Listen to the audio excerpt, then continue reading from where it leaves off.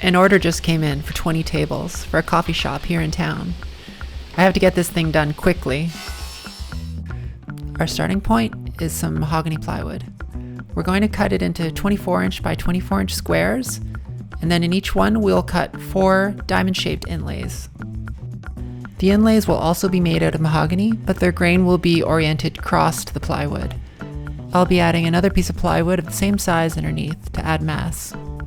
After cutting these 120 inlays, it's onto the edging. It's going to be mahogany again, and it'll have mitered corners and slightly rounded edges. Consistency is everything on a job like this, and to keep things consistent, we need some jigs. The shape of our 120 inlays is diamonds.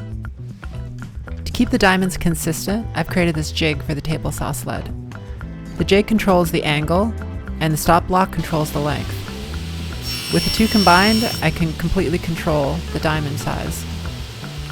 Once I got everything set up, I was able to cut out my 120 identical diamonds in no time. Each table had 4 diamond inlays, and to lay them out, I just manually used some spacers.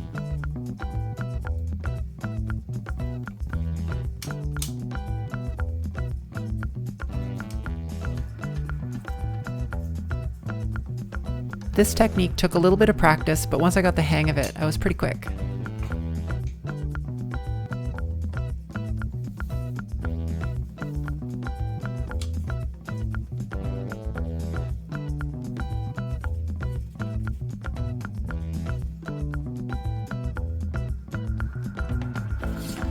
On this project, I'm going to be using a router template with bushings. And to make the template, I use the same jig that I used to cut out the diamonds. Because we're using a guide bushing, the template needs to be slightly larger than the inlay. If you'd like to know a little bit more about template routing, let me know down in the comments, and I might make a specific video showing you how to set up your template routes. I use 3 different routers, 3 different bushings, and 3 different bits to do this routing. It might sound like a lot, but it really did keep things efficient.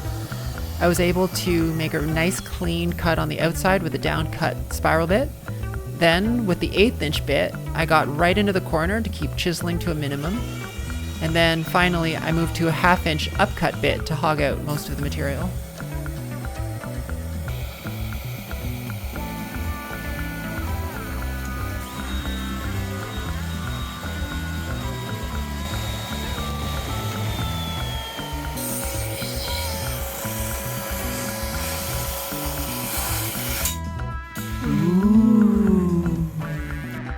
Since I used an 1/8 inch router bit to get into the corners as far as possible when I was routing, there really wasn't much cleanup needed afterwards.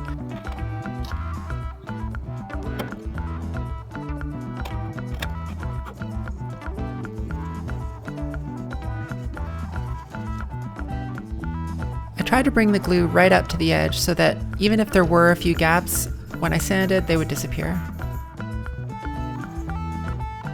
This was really satisfying, even after doing it 120 times.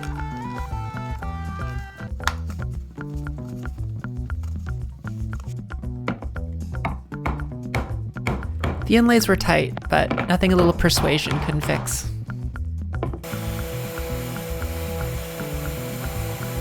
Even with all the jigs and router templates and everything, I still did need to tune up a few of the diamonds. Just a few swipes with my block plane. With one down, it's rinse and repeat.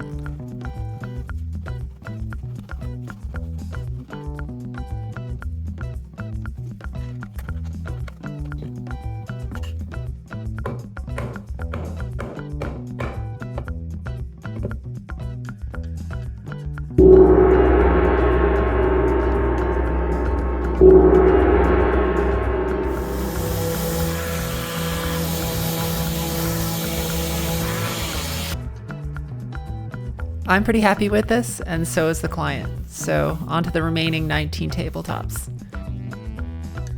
These tables are going to live in a coffee shop, so the long miters need to be extra strong. Drop by next week if you want to see how I tackle them. Thanks for watching.